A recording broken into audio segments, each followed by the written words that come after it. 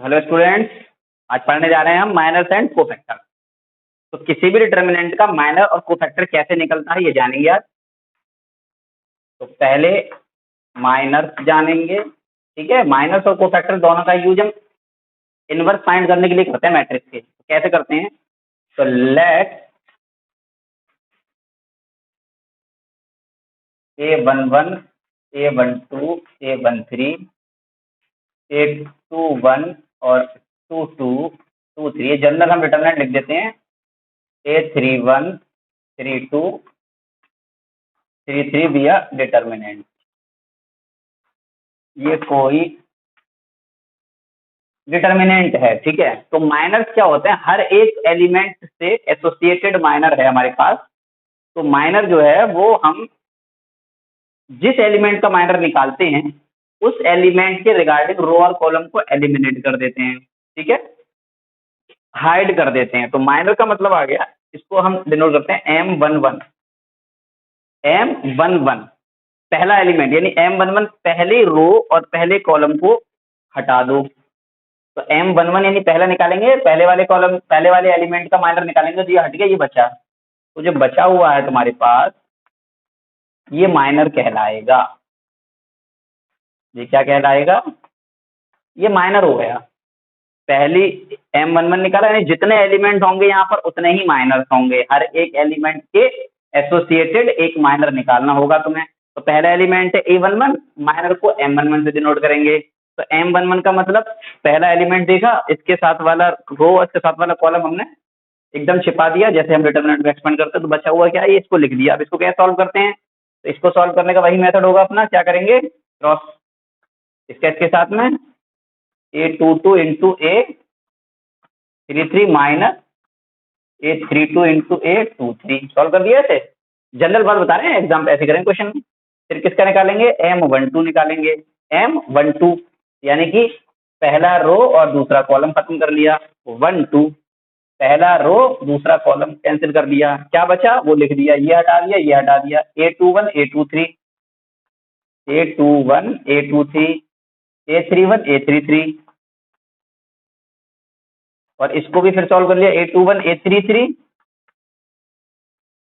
Minus A31 A23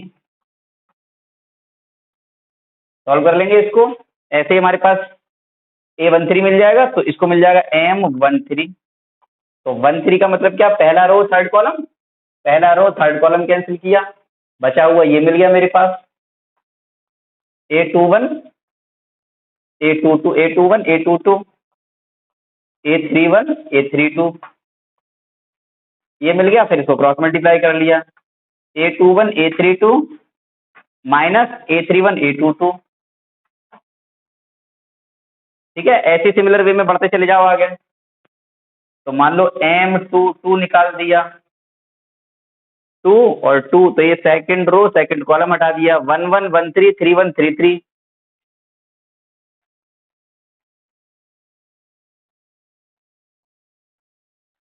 फिर इसको भी सॉल्व कर दिया। तो A11 A33 minus A31 A13। तो इसी तरह से हम क्या करेंगे, और भी निकाल देंगे। थर्ड वाले के लिए निकालेंगे तो मान लो M31 करना है मुझे, यानी कि ये एक निकाल दिया मैंने सेकंड वाले का। अब A31 करना है तो थर्ड रो फर्स्ट कॉलम हटा के ये बचा हुआ ये लिख देंगे। A12 A13 A22 A23 और इसका क्रॉस मल्टीप्लाई कर दें। कहने का मतलब जितने हमारे पास एलिमेंट मौजूद होंगे उतने ही क्या निकलेंगे, उसके माइनर्स निकल कर आ जाएंगे। यानी कि ये मेथड है, this is the method to find the minors of determinant. इसी तरह से कोफैक्टर्स निकालने हैं। निकाल क्यों रहे हैं इसके बारे में अभी आगे जानेंगे हम, ठीक है। किसी भी डिटर्मिनेंट का माइनस और कोफैक्टर निकालना सीख रहे हैं हम अभी यहाँ पर। तो माइनस निकालने का मेथड यही है हमारे पास। जितने एलिमेंट होंगे उतने ही माइनस बनेंगे। इसमें 9 एलिमेंट है तो 9 1 1 1 2 1 3 2 1 2 2 2 3 3 1 3 2 3 3 इस तरह से निकलेंगे। और ऐसे ही उसके साथ वाला रो और कॉलम को हम एमिट करते चले जाएंगे, एलिमिनेट करते चले जाएंगे और ये बनाते चले जाएंगे हम, ठीक है। अब आता है हमारे पास कोफैक्टर, ठीक। तो माइनस समझ में आ गया, कोफैक्टर्स अपने आप समझ में आ जाना है हमें। तो कोफैक्टर्स कैसे होते हैं? किसी भी डिटर्मिनेंट के किसी भी एलिमेंट का कोफैक्टर निकालने के लिए उसके अलोंग कॉलम को और रो को क्या करते हैं हम, एलिमिनेट कर लें।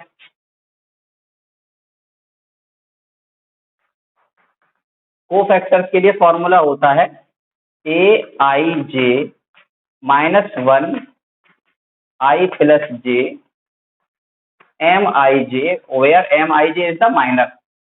ए, कैपिटल ए रिप्रेजेंट कर रहा है किसको, कोफैक्टर को। ये आई और जे, आई रो और जे कॉलम। ये -1 की पावर आई प्लस जे, जो नंबर यहाँ पर होगा वही -1 की पावर पे ऐड हो जाएगा। यानी कि ये जो है अभी जो माइनर हमने निकाला उसमें हमने पॉजिटिव निगेटिव साइन नहीं देखा था, जबकि हम आपको बता चुके हैं कि जब हम इस डिटर्मिनेंट को ओपन करते हैं तो पहला वाला ये पॉजिटिव लेते हैं, फिर ये वाला निगेटिव लेते हैं, ये पॉजिटिव लेते हैं, negative positive negative positive negative positive, ऐसे तो चलते हैं। लेकिन जब हमने माइनर निकाला तो सबको पॉजिटिव पॉजिटिव ही लिया, अंदर जो रूल है निगेटिव वाला वो निगेटिव ही रखा। अब अगर मैं इनको इनके साइन के साथ ले लेता हूं तो वो कोफैक्टर बन जाते हैं।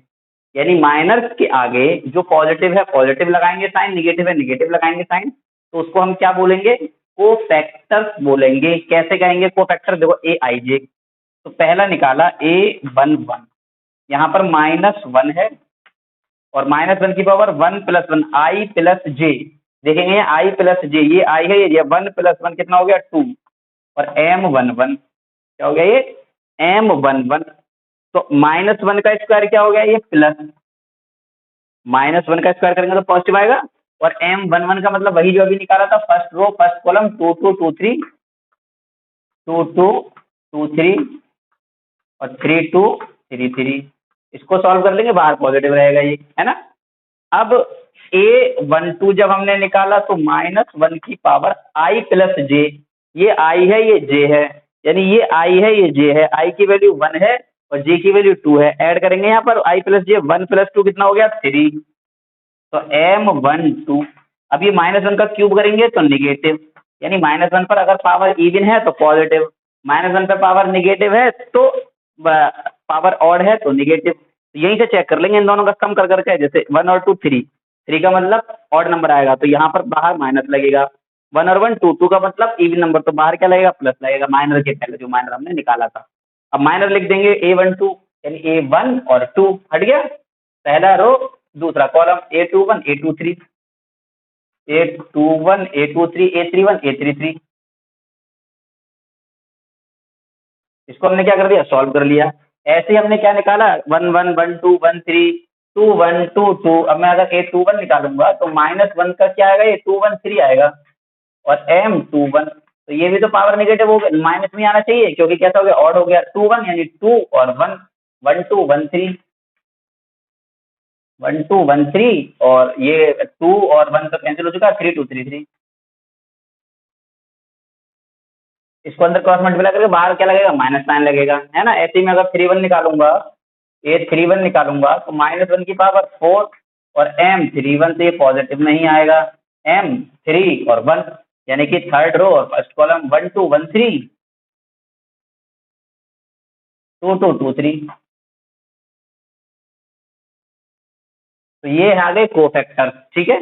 वो माइनर्स निकाले थे, ये हमने क्या निकाल दिए, कोफैक्टर्स निकाल दिए।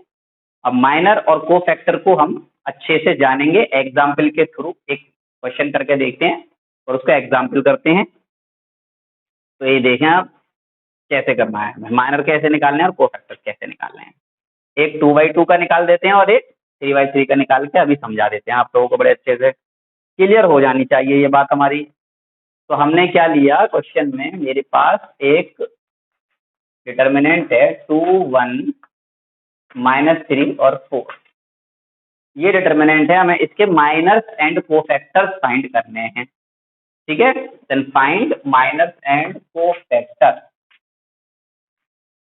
Find minors and cofactor. वैसे माइनर्स मुझे यूज नहीं करना, मुझे कोफैक्टर्स ही निकालने हैं आगे जो भी क्वेश्चन करने हैं। तो कोफैक्टर निकालने के लिए माइनर का हम यूज करते हैं। तो देखो माइनस निकालेंगे तो M11, पहले के लिए M11, तो M11 का मतलब क्या है, पहली रो हटा दो पहला कॉलम, तो पहली रो हटा दिया पहला कॉलम, ये 4 बचा, तो इसको डायरेक्ट आ जाएगा आंसर 4, है ना।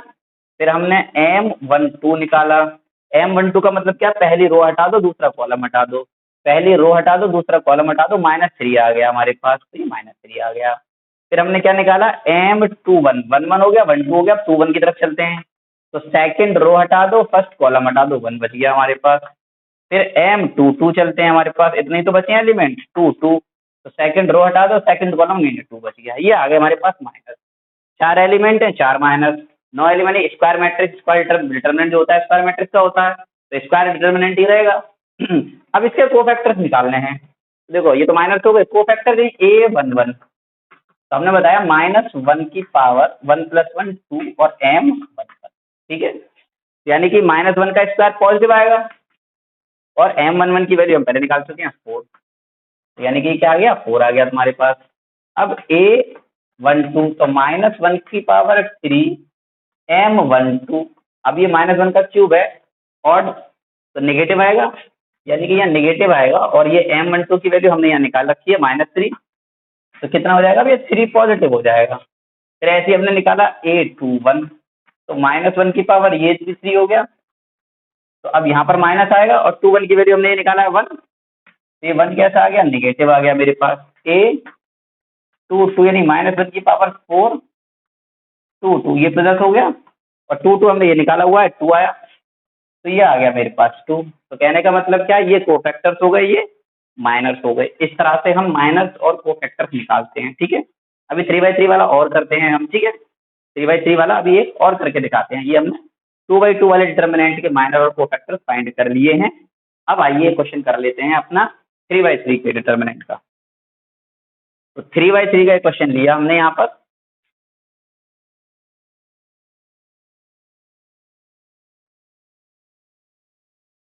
ये है हमारे पास 1 2 0 -3 1 1 2 1 2, इसका हमें माइनर और कोफैक्टर निकालने हैं, ठीक। तो अब मैं डायरेक्ट कोफैक्टर्स निकाल लेता हूं, क्योंकि माइनर कोफैक्टर के साथ ही रहेगा। तो फाइंड द कोफैक्टर,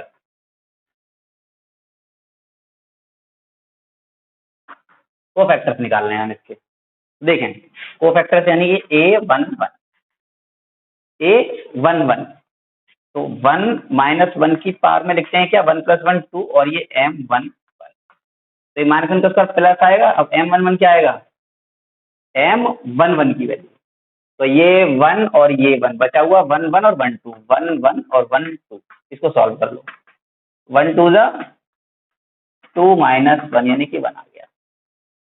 फिर हमने निकाला A12, तो -1 की पावर 1 + 2 3, और M12, तो -1 का क्यूब यानी कि निगेटिव आ जाएगा, और M12 का मतलब 1 और 2, -3 1 2 2, -3 1 2 2, यानी कि माइनर निकालता मैं खाली, तो ये नाइस साइन नहीं आता प्लस माइनस का, जब को फैक्टर निकालूंगा तो प्लस और माइनस वाला साइन साथ में आ जाएगा। तो ये बाहर -6 और -2, ये -8, कितना हो गया, +8।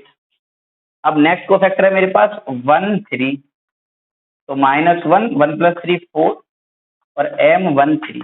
अब मैं यहाँ से भी थोड़ा सा डायरेक्ट करूंगा क्वेश्चन को, ठीक, थोड़ा सा शॉर्ट में करते हैं। तो -1 की पावर 4 का मतलब तो प्लस हो गया। अब देखो ये 1 3, अब M13 को हम डायरेक्ट कर देते हैं, 1 3 यहीं पर सॉल्व कर लो, इसको यहाँ लिखते हैं ना हम, यहीं पर सॉल्व कर लो, 1 3 ये हट गया, तो ये -3 3 1 3 -3, और यहाँ बीच में माइनस आएगा, 2 1 2, तो ये कितना हो जाएगा, -5। एक स्टेप मैंने कम कर दिया।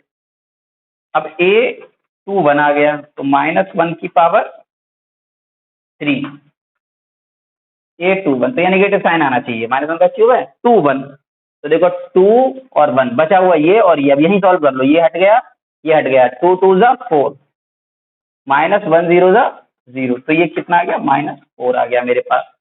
अब ऐसे ही 2 1 के बाद क्या आता है, 2 2, तो -1 की पावर 4 M22, तो ये प्लस आएगा यहाँ पर, क्योंकि -1 की पावर 4 लगा दिया हमने, 2 और 2, तो क्या बचा, ये और ये, यानी कि सेकंड रो सेकंड कॉलम खत्म हो गया, तो ये और ये बचा, 1 2 जा 2 -0, तो ये क्या है, 2 आया, ठीक है।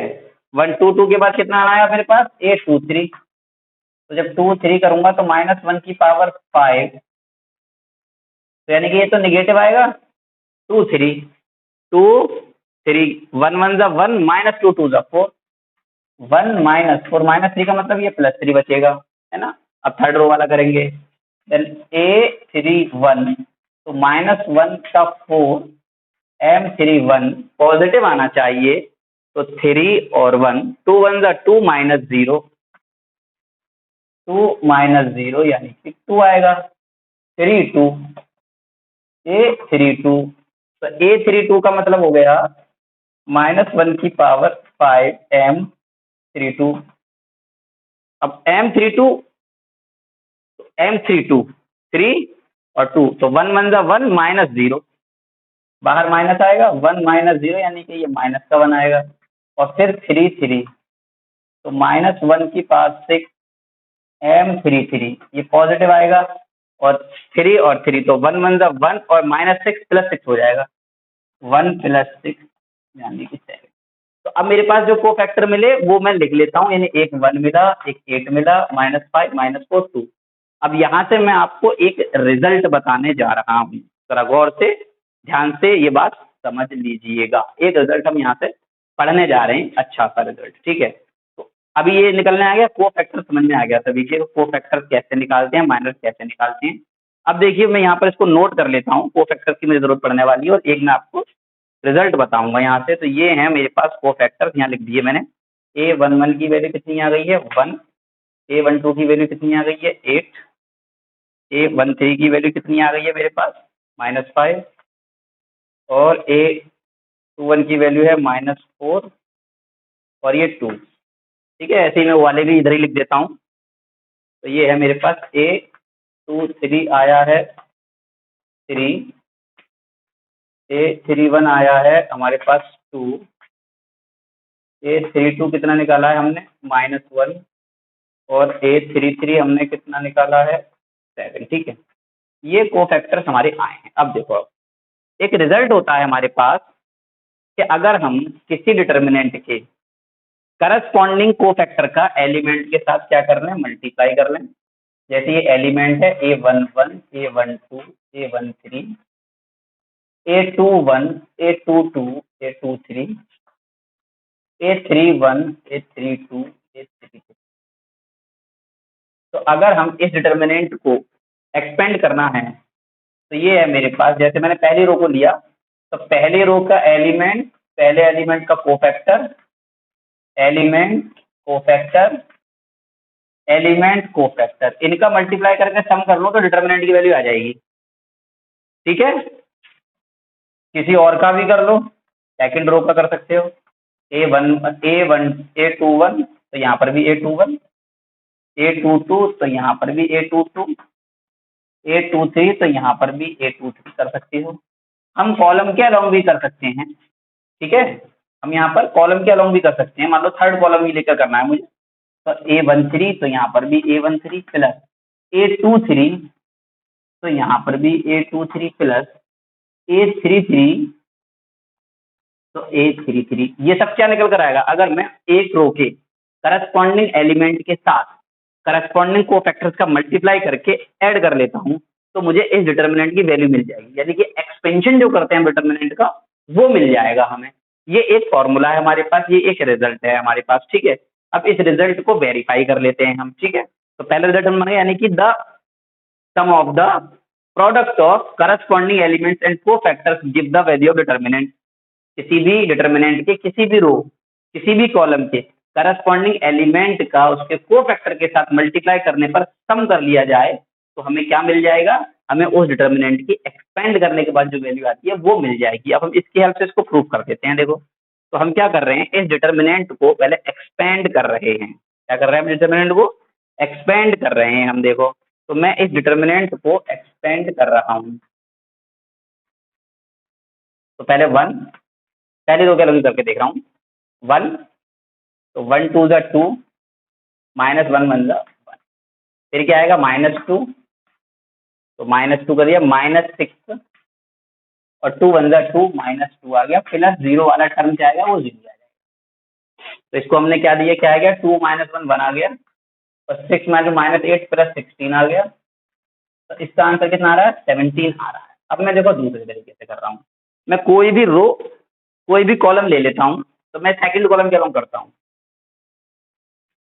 इसको ले लिया मैंने, ठीक है। तो ये क्या है, 2 1 2 2 2 3। तो देखो A21 के साथ मैं मल्टीप्लाई करूंगा A21 का, A22 के साथ A22 का, A23 के साथ A23 का। देखो A21 का मतलब तो एलिमेंट है -3, और A21 क्या है उसका कोफैक्टर, तो कहाँ भी 21 -4, तीसरी प्रश्न आ गया। A22 क्या है उसका एलिमेंट है 1, और फिर कैपिटल A22 क्या है कोफैक्टर 2, प्लस A23 क्या है हमारे पास, ये स्मॉल आई वाला, ये एलिमेंट है 1 इंटू A23 क्या है मेरे पास 3। तो देखें 3 4 12 प्लस 12 हो गया, प्लस 2 हो गया, प्लस 3 हो गया, 12 हो तो 14 और 3 17 है। कैसे भी कर लें, कॉलम वाला कर लें, रो वाला कर लें, डिटर्मिनेंट की ही वैल्यू आनी है, ठीक है। तो इस तरह से हम क्या कर सकते हैं, किसी भी डिटर्मिनेंट के कोफैक्टर के उसके करस्पॉन्डिंग एलिमेंट के साथ मल्टीप्लाई करके हम प्रोडक्ट करते हैं तो डिटर्मिनेंट की वैल्यू आ जाया करती है। ओके स्टूडेंट, तो आज के लेक्चर में हमने जाना किसी भी डिटर्मिनेंट के कोफैक्टर और माइनस को कैसे फाइंड करते हैं। आप सभी स्टूडेंट एक्सरसाइज 4.4 करेंगे। इसी तरह से ये इस तरह के क्वेश्चन मिलेंगे तुम्हें कि कॉलम 1 या रो 1 या रो 2 के कोफैक्टर का यूज करके डिटर्मिनेंट की वैल्यू फाइंड करो, या कॉलम 2 के कोफैक्टर का यूज करके डिटर्मिनेंट की वैल्यू फाइंड करो, है। तो 4.4 एक्सरसाइज करेंगे सभी स्टूडेंट। क्वेश्चन जितने भी हो जाएं अच्छी बात है, नहीं होंगे तो हमसे पूछ लेंगे, ठीक है। इसके बाद हम अपना नया टॉपिक स्टार्ट करेंगे जो बहुत ही इंपॉर्टेंट है, adjoint and inverse of matrix, जिससे आपके बोर्ड में हर साल एक क्वेश्चन पूछा जाता है, वो भी लॉन्ग क्वेश्चन पूछा जाता है। उससे पहले ये कोफैक्टर्स निकालना सीखना है आप ही लोग, कोफैक्टर का यूज करना है। कोफैक्टर निकालना आ गया तो एडजॉइंट निकालना आ जाएगा, इनवर्स भी निकालना आ जाएगा। आज के लेक्चर में इतना ही, थैंक यू।